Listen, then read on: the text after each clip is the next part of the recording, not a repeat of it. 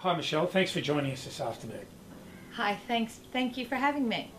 Michelle, you've done a lot of work with teenagers in recent times, in particular directly with schools. What's the main message you're communicating to teenagers and their parents with regard to nutrition? Well, there are so many messages that I'd like to get across to teenagers and their parents about good nutrition. But I guess the thing that is most important, or what seems to ring true with a lot of these teenagers, is they don't really want to know about good nutrition. They don't really want to know about healthy food.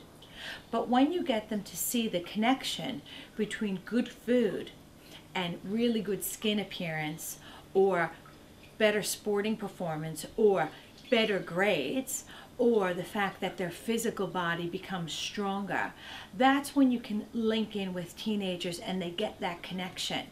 Sometimes when we even talk about the fact that they can get a bit of brain fog in class, and it can be related to the foods that they eat, and when they gain that connection, they really get the fact that good nutrition is a fundamental thing that they need to do every day.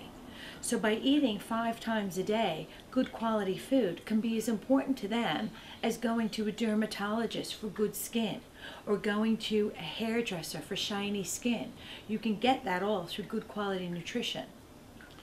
I saw in the Queenwood School video a large emphasis on what you call hidden sugars. Can you tell us about this concept and how this affects teenagers in particular? Yes, definitely. Talk a lot about hidden sugars with teenagers, as well as the sugar monster, which is often made reference to in a few of the articles that I write. So we talk about the hidden sugars, and I actually get the children to come up on stage, and we use websites like, for example, sanitariums websites, and we talk about the hidden sugars that are in, for example, a bowl of cereal. So I might have a bowl of cereal and a large glass of orange juice, and we talk about how much sugar is actually in that bowl of cereal.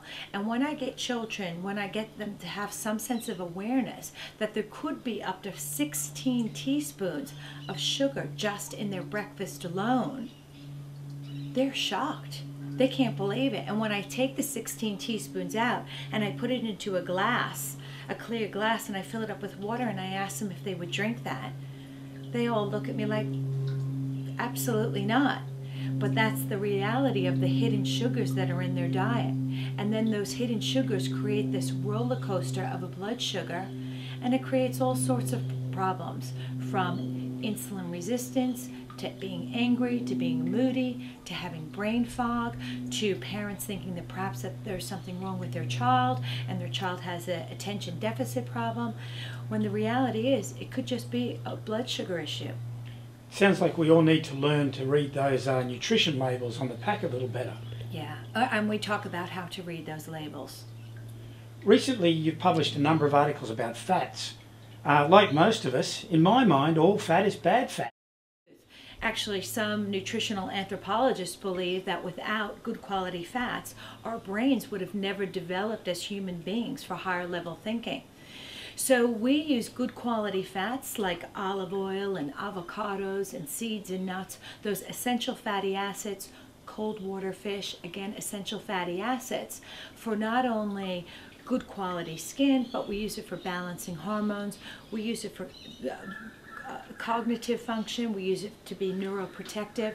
So we talk about the benefits of essential fatty acids, and we are actually seeing quite a few people in the medical community using essential fatty acids with children that have attention deficit disorders and autism, and children in the spectrum. So really increasing their essential fatty acids. Not only do essential fatty acids do that, but in terms of hunger and cravings, it really dampens down your hunger and cravings for particularly sweets. So yes, there is go the good fat. I noticed there's a lot of demand in your business, A Healthy View, for advice and talks and guidance on sports nutrition, and I know it's a real passion of yours. I did read recently, though, at one of your presentations, you got quite animated with some athletes about the use of protein powders. I'd be interested in you telling us a little more about that conversation and your thoughts on these powders and supplements. the concept or the thought of using protein powders to increase their protein always comes up, particularly with teenage boys. And what I'm finding is that many of these boys are purchasing these protein powders from all sorts of places, and quite often they're purchasing them from mail orders or order places.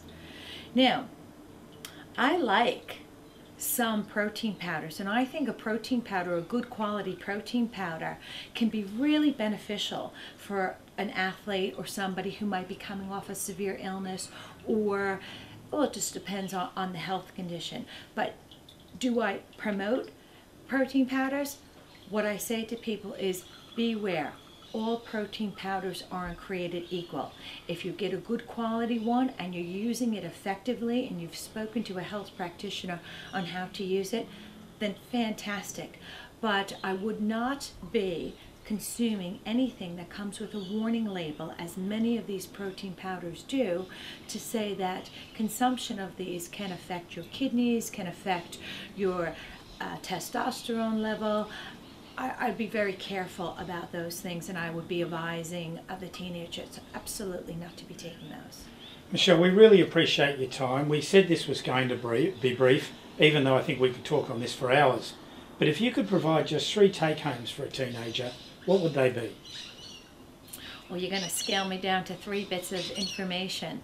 Okay, well, what I would say is I never like to eliminate things from people's diets. What I like to do is add things into their diets, and then they forget about what they've eliminated. So I always say don't skip breakfast for a number of reasons. One is you've been asleep all night, your blood sugar is low. But 2, research shows people who have breakfast have higher academic performance. Children, girls and boys that eat breakfast tend to have a better body weight. Not that we're talking about weight, but we're talking about a healthy human being. So don't skip breakfast. The second thing to think about is how to keep your blood sugar in a tight range. So if you don't know about hidden sugars, start to be aware of them and have a look and become a label reader. I know that kids really like to get into it once they learn how easy it is to find out the hidden sugars. And lastly, have fun with food. Food should be a joy. Food shouldn't be an issue. Make fun healthy, make food healthy, make food nutritious. Incorporate a wide variety of colors into your diet. The wider the variety of colors, the more vitamins, the more minerals, the more phytonutrients that are incorporated in your world. But have fun with food. Life is food should be about the 80-20 rule. 80% of the time, try to do the right thing, try to eat the right thing. And 20% of the time, don't worry about it so much.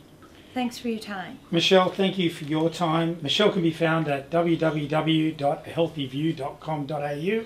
Thanks for joining us. Thank you. Michele at A Healthy View has helped me by making a better diet and eating different things and making my skin clearer. Michele has really benefited our family from getting us to eat the good small things that really make a big difference.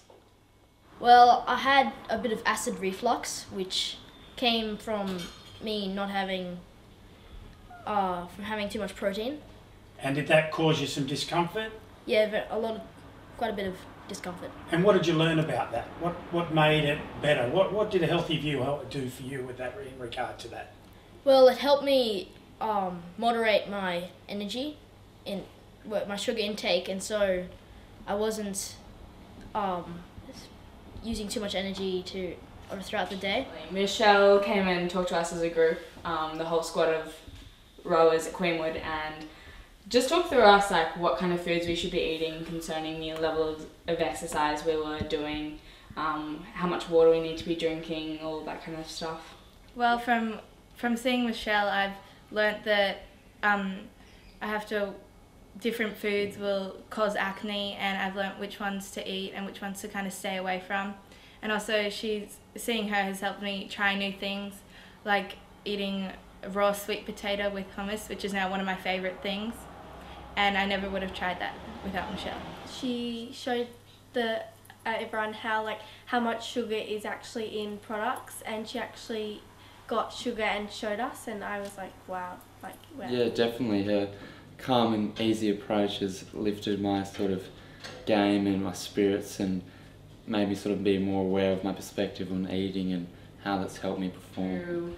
What kind of foods we should be eating straight after training, during training, and time frames that we should be eating within, just to make sure that we were really absorbing the nutrients and the energy that the food would give us for the benefit of our muscles and for the benefit of the sport. It was actually surprising to see how much sugar is in just things that you think are healthy, like yogurt and stuff like that. My daughter, aged 26, was diagnosed with quite serious blood sugar and insulin issues, and she faced a medical view of going on to a drug for the rest of her life, or I then referred her to Michele, and she willingly participated in an 8-week program of changing her eating, and was then retested at the end of that 8 weeks.